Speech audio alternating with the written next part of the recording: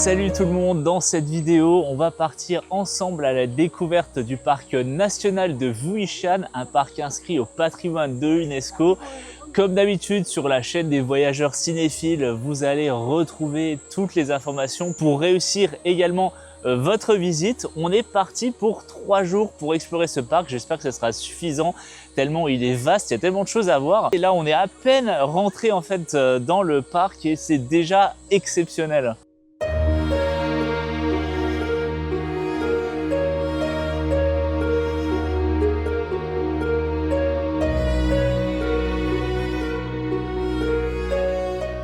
Bon, pour cette première journée, on a choisi de suivre un sentier comme ça, voilà, qui longe la rivière. Et en route, on est tombé sur cette école. En fait, voilà, dans un décor exceptionnel. Hein, vous noterez, c'est une école qui date d'il y a 800 ans, même si là, ça n'a pas l'air d'être une vieille école. Bon, ça a été rebâti en 2000 en même temps. Mais c'est une école d'un vieux philosophe chinois qu'on ne connaît pas du tout et que malheureusement, on n'a pas étudié à l'école. C'est dommage, finalement. On connaît rien à la philosophie chinoise ou quelques bribes comme ça, mais voilà. Je vous donne l'information, c'était l'école d'un certain Zongxi. Vous pouvez faire vos petites recherches de votre côté. Non. Bon, en fait, le but c'était surtout d'enseigner le confucianisme. Confucius, je suis complètement confus, je ne sais plus, je ne connais plus ce principe philosophique. Mais c'est ça le voyage, ça va nous ouvrir un petit peu de nouvelles portes, de nouvelles perspectives. Ça sera l'occasion d'en apprendre un peu plus.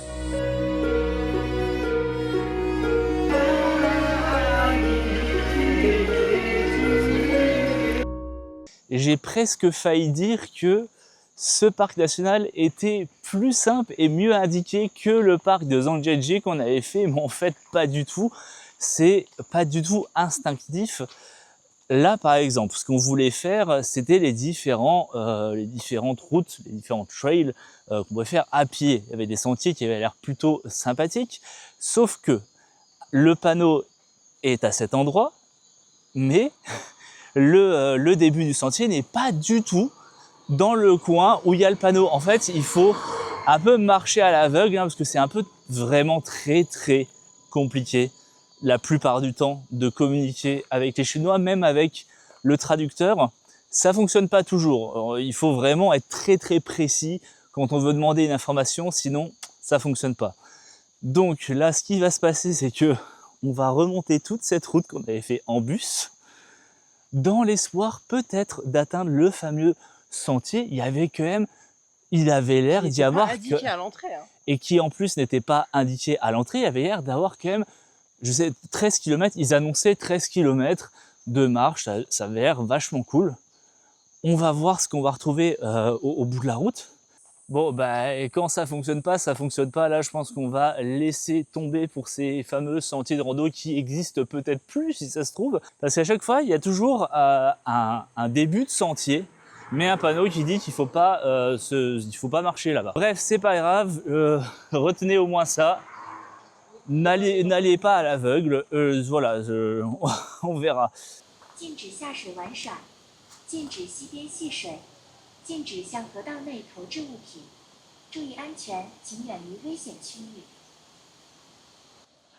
Ça c'est quelque chose qui m'énerve quand même dans ce pays, c'est peu importe l'endroit où tu es, il y aura toujours un haut-parleur pour te diffuser un message, et c'est là on est en nature en fait, je trouve ça complètement dérangeant. Ça ne sert à rien. Pourquoi en fait? Bon, en fait, on n'a même pas trouvé le fameux sentier. Bon, là, c'est pas grave. Il se trouve que ici, c'est un lieu de tournage de l'une des plus célèbres séries chinoises, qui est Journey to the West. Et en fait, il se trouve que quand on était à Zhangjiajie, on a vu également un extrait de cette fameuse série, puisque ça a été également tourné à Zhangjiajie, et donc là, visiblement, dans ce secteur-là également. Elle est sur YouTube, il faut absolument qu'on regarde ça. C'est l'histoire, ça raconte en fait l'histoire du roi singe qui a inspiré du coup Sangoku, Dragon Ball. Et là, c'est la vraie histoire du coup chinoise. Et ça m'intéresse parce qu'il y a l'air d'y avoir des effets complètement cheap, ce qu'on adore complètement, ce que j'adore hein, personnellement.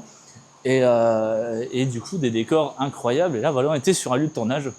Ça tombe bien puisque nous sommes les voyageurs cinéphiles, et si vous nous découvrez avec cette chaîne, on est spécialisé dans les lieux de tournage. Voilà, on voyage pour visiter des lieux de tournage et on vous explique les coulisses des films. Donc je vous invite à consulter la playlist que je vous mettrai à la fin de cette vidéo. Du coup, on a pris un sentier au hasard, c'est toujours pas les fameux 2 sentiers qu'on cherchait. Bon, bref, c'est pas grave. Là, normalement, on devrait aller au sommet d'une colline ou d'une petite montagne. Et en chemin, on a trouvé un arbre, enfin des arbres plutôt, avec plein de chenilles. On n'a jamais eu ça. Donc, si vous êtes des spécialistes en insectes, en chenilles, on aimerait bien avoir la réponse en commentaire. C'est quoi comme chenille on ne trouve pas?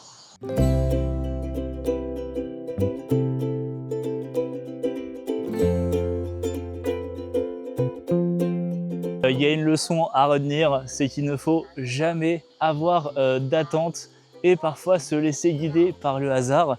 Et quand on se laisse guider par le hasard, eh ben on trouve le fameux sentier de rando. C'était pas du tout évident. Le chemin qu'on a emprunté n'indiquait pas que ça menait à cet endroit. Et je remets encore ici l'image de la carte. Elle ne veut absolument rien dire parce qu'elle n'indique pas non plus la direction, le chemin. C'était pas du tout clair, mais c'est pas grave, on l'a trouvé.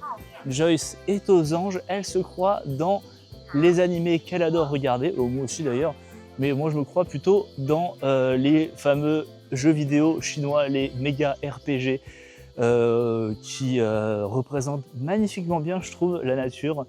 Et voilà, on va en prendre encore du bon temps là cet après-midi. Là, tout ce que vous voyez au fond, c'est que des plantations de thé. Et on arrive également à une autre académie qui est la Nanshan Academy, il me semble. Et c'est l'emplacement en fait, d'une ancienne école, encore confucianisme, comme la première qu'on a vue.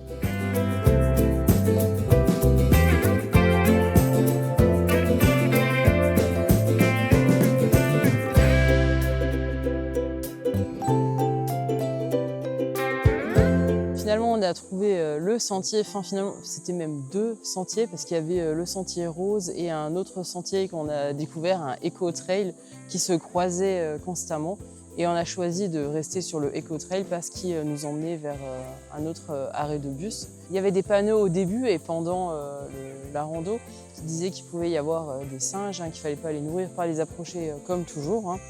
Et finalement, on n'en a pas croisé, heureusement. Et là, on les a croisés, ici, ils sont là-bas, au loin, avec des gens du parc, on a l'impression. Ils sont dans une zone un peu à part. Mais comme ils ne sont pas en cage, j'imagine qu'ils ne restent pas tout le temps là-bas, quoi. On a retrouvé vraiment tout ce qu'on avait adoré déjà lors du premier parc qu'on a visité. Les espaces qui sont vraiment bien aménagés, c'est vraiment très joli, c'est facile pour marcher. On a même vu une fille avec des tongs, pour vous dire, pour venir en claquette. Enfin, je vous le déconseille quand même parce qu'il y a quand même de la mousse et ça glisse. C'est très humide comme climat ici. C'est quand même mieux d'avoir des chaussures de marche, quoi, un minimum. Mais oui, même les poubelles, elles sont trop rigolotes. On dirait des troncs d'arbres ou des bambous qu'on a vidés, mais c'est de la pierre et la mousse s'est mise dessus. Alors du coup, elle passe inaperçue, en fait. C'est chouette. Il y a plein de bancs pour s'asseoir et des bancs en pierre, en fait. C'est carrément une pierre qui est juste taillée et pour une personne, ça fait une sorte de tabouret. Il y en a sur tout le parcours aussi. Et voilà, deuxième jour, et je pense que là, cette fois-ci, avec le système de bus, on est rodé. En fait, il faut tout simplement bien étudier la carte, regarder les trajectoires qui sont indiquées et surtout faire un petit peu votre programme à l'avance si vous voulez être sûr de ne rien rater. Sachez qu'en tout cas, il y a 2 entrées. Il y a l'entrée sud et l'entrée nord, mais c'est pas forcément nécessaire de faire les 2. Vous pouvez juste vous concentrer sur l'entrée sud. Dans tous les cas, il y a un bus qui va vous reconnecter vers l'entrée nord et vous allez pouvoir faire le parcours qui se situe près de l'entrée nord. Donc on peut toujours se concentrer sur la même entrée sud ou là sur la même entrée nord. Enfin bref, c'est vraiment la même chose, quoi. En France, c'est vrai que c'est le vin qui est vraiment très important à la culture du vin, les vignobles. Et ici, c'est le thé, la Chine, vous le savez tous, évidemment. Et là, on s'en rend vraiment compte parce que là, on est vraiment au cœur de la montagne de Wuxian. On est entouré de roches et c'est ici qu'ils cultivent le thé.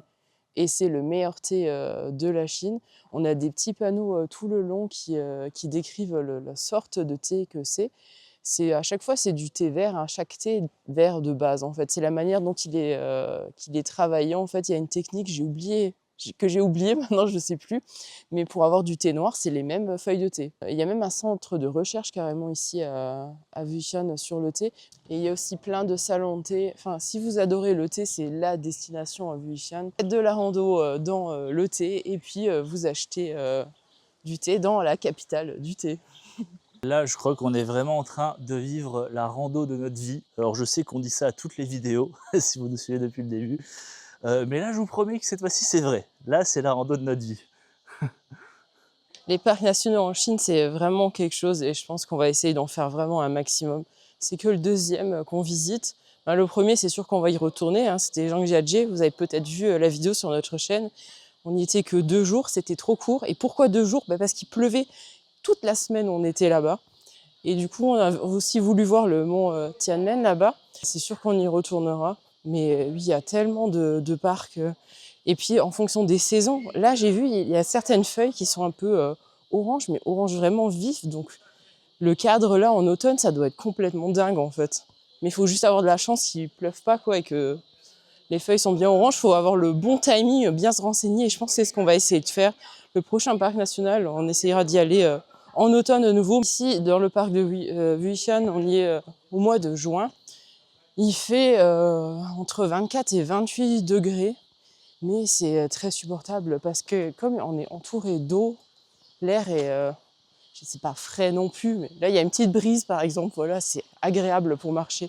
On n'est pas en train de suer comme on a sué à Hong Kong au parc Disney par exemple, où on était trempé juste en restant debout. Malgré qu'on ait regardé de nouveau le plan, on s'est quand même encore demandé si on allait dans la bonne direction, parce qu'il y a un moment donné, il y a 2 chemins qui se croisent. Et si vous regardez dans le plan, sur le plan, ça ne veut rien dire. En fait, le chemin qui dessine sur le plan, ce n'est pas du tout, c'est mal dessiné. Voilà, bref, je sais pas comment dire le truc. C'est fait que là, du coup, on va suivre un chemin et je pense qu'on va devoir retourner en arrière pour pouvoir voir le dernier point d'intérêt qui a l'air d'être une super cascade avant de rejoindre l'arrêt de bus. Mais ouais, je comprends pas comment ils ont dessiné leur chemin, mais il faut vraiment pas du tout s'y fier comme ça. Ça vaut vraiment en tout cas le coup de suivre le chemin du temple. Hein. Là, on est sur la plateforme la plus haute, avec une vue absolument fantastique. On dirait presque une peinture avec les montagnes au fond. En plus, la lumière, elle est pas folle, mais là, comme ça, pour cette vue-là, elle rend le décor encore plus irréaliste. Ça tombe bien qu'on a ces nuages. Décidément, que de rebondissements dans cette vidéo. En fait, on a choisi de suivre la route d'une autre vallée qui nous promettait de nous ramener jusqu'à la fameuse cascade qu'on voulait voir, la cascade en rideau. Et ça nous évitait du coup de revenir en arrière comme je vous ai expliqué. Donc on s'est dit bon bah c'est bien en fait, finalement il y a une route, il y a un trail qui permet de le faire, mais en fait plus ou moins. Disons qu'à la fin de cette magnifique vallée avec ces beaux points de vue là, regardez les images, c'est incroyable, jamais vu ça. On atterrit sur cette route qui était en fait destinée au bus. Donc en fait on remonte la route du bus pour finalement arriver à l'arrêt de bus qui était destiné pour visiter ce fameux rideau de douche. Non, enfin presque hein, finalement, on parle d'une cascade. Donc voilà, c'est un petit peu bizarre comment c'est foutu ces différents chemins, mais c'est pas grave, on finit toujours par atterrir sur nos pattes. Donc vous inquiétez pas, vous allez y arriver. Alors, en fait, il nous reste encore, il nous restait au dernier panneau 600 mètres à faire pour pouvoir atteindre la fameuse cascade. Il n'y a pas un seul point de vue qui se ressemble là dans ce parc. Hein. Ça vaut vraiment le coup de prendre le temps de faire les 3 jours et surtout d'essayer d'y aller à l'ouverture pour faire le plus de spots possible. C'est gigantesque, c'est incroyable.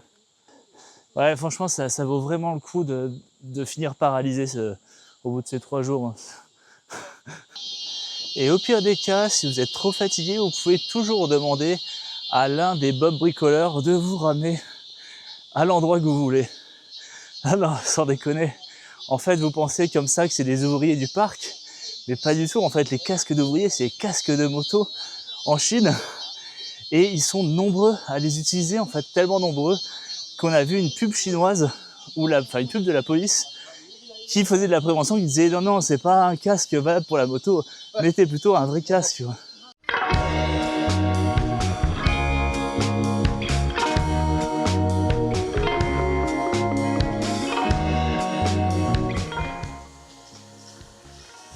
Bon bah voilà, hein, je crois que entre les attentes et la réalité, il y a quand même un sacré gap. Hein. Là, on est plus sur une cascade, sur une douchette plutôt qu'une cascade rideau. Alors, en fait, je pense qu'on est juste tombé au mauvais moment et on doit sûrement y avoir cet effet de rideau quand il y a beaucoup de pluie, je suppose. Et là, normalement, c'est censé être 1,70 m de large. Hein.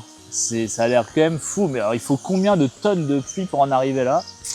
Il nous reste encore un peu plus d'1 heure avant de prendre le bus pour aller faire ces fameux bamboo rafting. Petite pause restauration. Bon, c'est cool, il y a quand même quelques points de restauration dans le parc. Pas nombreux hein, quand même. Là, on est retourné à la sortie sud, là où vous pouvez prendre le bus du coup pour aller au rafting. Et on s'est pris juste des nouilles au porc effiloché, un des rares plats qui semblait ne pas avoir de piment ou de poivre. Voilà, donc c'est cool.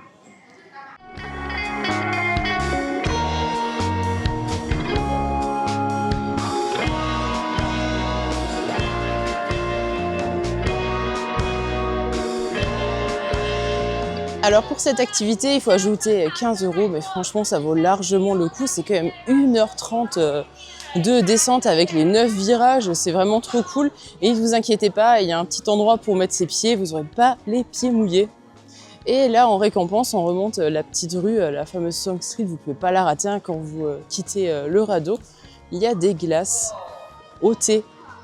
C'est des glaces au thé noir. Donc si vous aimez les thés... les thés noirs, les thés au lait avec les petites billes. Les bubble tea quoi, en fait. Hein. Voilà. Là, vous allez adorer la glace, c'est super bon. En fait, c'est étonnant parce que moi, je n'aime pas du tout les goûts qui sont originaux, qui sortent de l'ordinaire. Je suis très compliqué. Mais ça passe bien. En fait, c'est comme un goût café. Mais plus léger. Mais plus léger, voilà, c'est exactement ça, ouais. Mais sinon, en soi, l'activité bamboo rafting, ça m'a complètement hypnotisé. En fait, j'ai même pas vu l'heure et demie passer. C'était fou, le paysage est incroyable. Ouais. Il y a une chose qu'on a ratée en fait, ou alors on les a pas vus, ces cercueils suspendus, oui.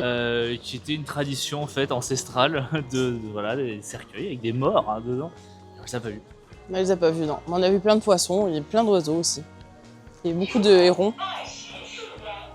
Enfin, vraiment, à faire, c'est vraiment un point de vue complètement différent sur le paysage. C'est vraiment époustouflant à faire au moins une fois, quoi. En tout cas, voilà, on est requinqués là pour attaquer la grosse rando de demain. Voilà. Oui, on a aperçu les gens dans la montée. Ça donne pas trop envie, en fait, quand on est en bas. On a gardé le pire pour la fin. Oui, voilà. C'est dit pour les 3 jours, le 3e, ça sera ça. Eh bien, ça y est, on y est. C'est notre dernier jour au parc national de Wuxian. Et pour ce dernier jour, on s'attaque à la partie la plus physique du parc, l'ascension du mont, je ne sais plus, je vous mets le nom, qui est le mont le plus haut, le sommet du coup le plus haut du parc national. Alors, c'est vrai que les escaliers sont un peu raides. On a l'impression des fois de marcher sur un mur. Enfin, c'est juste une vague impression, bien sûr, mais c'est quand même assez chouette parce que y a plusieurs plateformes qui vont nous permettre de nous arrêter, d'admirer la vue qui s'offre à nous. C'est indescriptible ce qu'on peut voir. La caméra en rend pas justice à cette énormité. On a vraiment l'impression que la montagne a été séparée en 4 et qu'on est du coup à l'intérieur de la montagne tellement on est... Tu as raison Joyce, toujours ce thé là en fait. Des montagnes, parce que c'est plusieurs pics. Oui. C'est incroyable, c'est du jamais vu en tout cas. Ah, il n'y a pas de hauteur trop haute pour les photographes.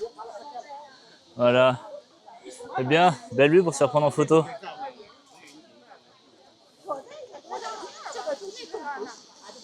Eh bien maintenant ça devient un peu compliqué on va dire parce que les marches c'est un peu des échelles. Hein. Là on est vraiment en pente. Hein. c'est très serré, hein. Faut vraiment se pencher en avant et il faut éviter de monter ces escaliers si vous sentez mal, hein, faire des pauses évidemment. Mais oui, c'est un peu comme si vous avez été au Vietnam, à Ninh Binh, au niveau du dragon. Bon, les escaliers sont moins raides, mais niveau vertige, c'est pareil. Et, euh, et puis le truc qui est rassurant, c'est qu'il n'y a pas besoin de redescendre ça, il y a un autre chemin. Donc ça va. Puis la vue, elle est incroyable. On voit les radeaux. Je pensais pas qu'on voyait ça aussi bien. Ça fait vraiment un vrai tableau. C'est un panoramique, oui, c'est vraiment incroyable. Bon bah ça y est, du coup on l'a fait finalement. C'était pas une rando aussi longue que c'était annoncé. On nous annonçait à peu près 1h30, 1h30 pour l'ascension. On a mis à peu près 45 minutes, je dirais. C'était physiquement un petit peu compliqué par moment. Enfin compliqué, c'est relatif. C'était bah voilà, ça tire sur les jambes quoi pendant un moment, mais c'est vraiment très très court parce qu'il y a quand même beaucoup de passages de points de repos, donc finalement on la sent pas vraiment la montée, on sent pas vraiment on sent pas vraiment de difficulté. Donc franchement bon après c'est évidemment c'est pas une rando que je vais conseiller à tout le monde si vous n'êtes pas sportif de base, ça peut être quand même compliqué c'est sûr. Mais voilà, en tout cas, on est très content en fait de pouvoir la faire, d'avoir pu monter sur au moins l'un des sommets de cet ensemble de monts sacrés. Là, au sommet, il y a un temple taoïste. Il y a toute une légende quand même hein, sur cette montagne à propos d'un immortel qui serait venu ici pour méditer au-dessus des nuages. Parce que par moment, il peut y avoir de la brume et c'est des sommets qui se détachent de cette brume, donc ça donne un côté un peu plus mystique. Bon bah là, c'était pas là vraiment la meilleure journée pour voir ça. Du coup, c'est dommage parce qu'apparemment cette brume, ce serait son souffle spirituel. Donc on aurait presque des inspirations, une meilleure inspiration. Voilà, si on venait ici à partant de brume, bon bah c'est raté. Du coup. On va redescendre, il y en a pour soi-disant 2 heures, donc j'imagine que on va faire ça en 1 heure.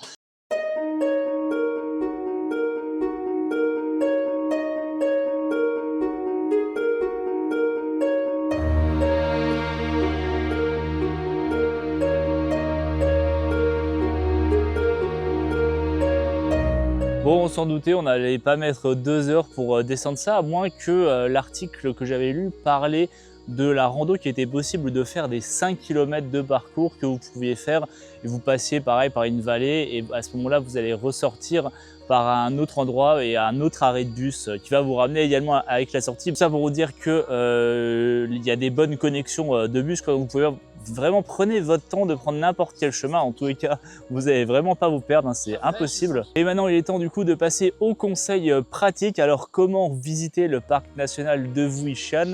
La première chose à faire, déjà, c'est de réserver vos billets sur trip.com pour éventuellement bénéficier d'une réduction. D'ailleurs, pour ce faire, je vous invite à utiliser notre lien d'affiliation qui est dans la description. C'est gratuit pour vous et nous, ça nous fait gagner quelques centimes. Voilà, ça rémunère un petit peu notre travail. On a choisi l'hébergement. Je vous mets quelques images de l'hébergement et puis le nom qui s'affiche également. Pareil, hein, réservé sur trip.com, on le répétera jamais assez. C'est le seul moyen de vous assurer que vous pouvez être hébergé en Chine, que l'hôtel est habilité à recevoir des étrangers, ce qui n'est pas forcément le cas de tous les hôtels. Et en plus, cet hôtel-là est quand même très pratique. Déjà, les lits sont confortables quand même, je tiens à le préciser. Mais aussi, il est qu'à quelques minutes en voiture du parc national. Vous êtes quasi au pied. D'ailleurs, vous voyez les montagnes dans la rue principale. Voilà, c'est vraiment un beau cadre. Je vous invite vraiment à trouver un hébergement dans le coin. Vous pouvez utiliser les taxis pour vous y rendre en quelques minutes. Sinon, il y a des bus qu'on n'a pas pris. Voilà, on voulait pas se prendre, voilà, on ne pouvait pas s'embêter avec les horaires. On a pris le taxi. Voilà, en quelques minutes, on était dans le parc. À ce propos, j'avais déjà dit que vous pouviez choisir la sortie sud ou la sortie nord. C'est pareil, dans tous les cas, il y a des connexions à l'intérieur. Et bien sûr, comme dans tous les lieux de visite en Chine, il ne faut surtout pas oublier son passeport puisque c'est via ce passeport-là qui a enregistré le billet que vous avez réservé sur trip.com. Donc vous présentez juste votre passeport et ils vont vous imprimer le billet qu'il faudra garder pendant les 3 jours. Ah oui, et d'ailleurs, je n'ai pas précisé, mais c'est que 12 € pour 3 jours de visite. Je vous invite vraiment à prendre votre temps. Nous, on a pris 5 jours sur place pour faire vraiment les 3 jours de visite. Parce que ça sera pas trop en fait, mine de rien, il est quand même assez grand, il y a beaucoup de trucs à voir, même nous on n'a même pas encore tout vu. J'ai oublié de préciser également, pour venir à Wuhan, vous prenez le train, mais vous inquiétez pas si selon où vous allez, on vous propose que l'itinéraire pour Nanping. En fait, c'est la ville qui est juste à côté. À ce moment-là, vous prendrez juste un bus, on en a eu pour 40 minutes de bus à peu près, même pas, pour rejoindre la ville de Wuhan, celle qui est juste du coup au pied du parc national, donc Nanping. Et par contre, pour repartir, nous là on va aller à Hangzhou dans quelques jours, dans 2 jours précisément, et on va aller prendre le train à Wuhan Nord. Il y a plusieurs gares, donc faites vraiment bien gaffe à ça.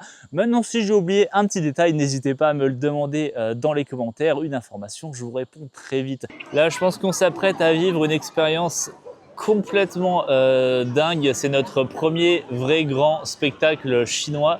Là, voilà, vous avez reconnu les montagnes. On n'est plus très loin, on n'est pas très loin du parc national où on était. Et c'est une infrastructure absolument démentielle, hein, comme sous toutes les infrastructures en Chine. Mais à chaque fois, il y en a toujours une plus démentielle les unes que les autres. Et là, on est juste à l'extérieur du coup d'un théâtre pour aller voir le spectacle qui va raconter l'histoire du thé. Oui, Joyce est très excitée de voir ce spectacle. Oui, j'ai super hâte. Et ce qui est vraiment cool, c'est qu'on a vraiment la montagne comme décor, pas un dessin, la vraie montagne. Là, on le voit déjà depuis ici, en fait. Il y aura des lumières et des projections, en fait. C'est un théâtre pivotant. À 360 degrés. Oui, c'est ça. C'est la première fois qu'on voit ça. Oui, c'est la première fois. Je sais que le plus grand, il est à Chongqing. On n'avait pas pu y aller.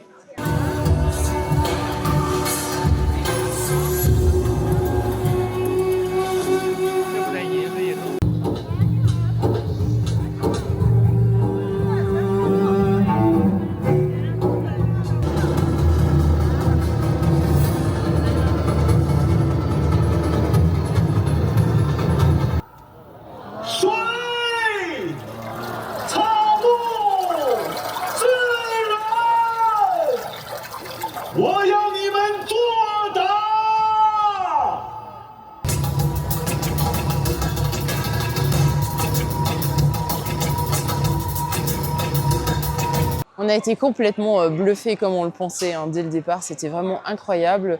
Donc la scène ne bougeait pas, mais c'était nous, le public, qui tournait à 360 degrés. Il y avait plusieurs scènes, dont une avec la montagne en fond. Et on a l'impression que c'était un écran, ça faisait vraiment drôle.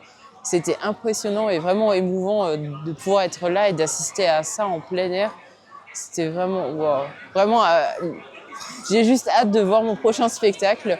On n'a pas compris ce qu'il disait parce que c'était évidemment en chinois du début à la fin. Mais par contre, on arrive à comprendre avec le ton, la manière comme c'est joué. Et il n'y a pas tout le temps du parler. Il y a beaucoup de choses qui sont juste représentées tout simplement. Et les chorégraphies où ils sont nombreux, où tu as des groupes immenses. Et moi, j'étais complètement hypnotisée. Enfin, c'était vraiment impressionnant. Vous le voyez sur les images. Avec les lumières et tout, c'était vraiment incroyable. Et il y a 3 spectacles par soir, et je trouve ça impressionnant, quoi. On voit le groupe à la fin, et c'est les mêmes personnes qui font tenir tout ça tout le long. C'est au millimètre près, quoi. J'ai pas vu une personne faire pas au bon moment un geste, quoi. Tout est symétrique, c'est impressionnant. En tout cas, c'était vraiment la meilleure façon de conclure notre séjour à Wuhan. J'espère que cette vidéo vous aura plu et vous aura donné envie de visiter cette magnifique région en Chine ou de visiter même la Chine tout court. C'est vraiment un voyage incroyable qu'on vous invite vraiment à faire une fois dans votre vie. Vous avez adoré nos informations, la meilleure façon de nous aider, c'est de liker la vidéo, de la partager et encore plus de mettre un commentaire. Et en tout cas, on vous remercie en avance et on vous dit à bientôt pour de nouvelles découvertes en Chine.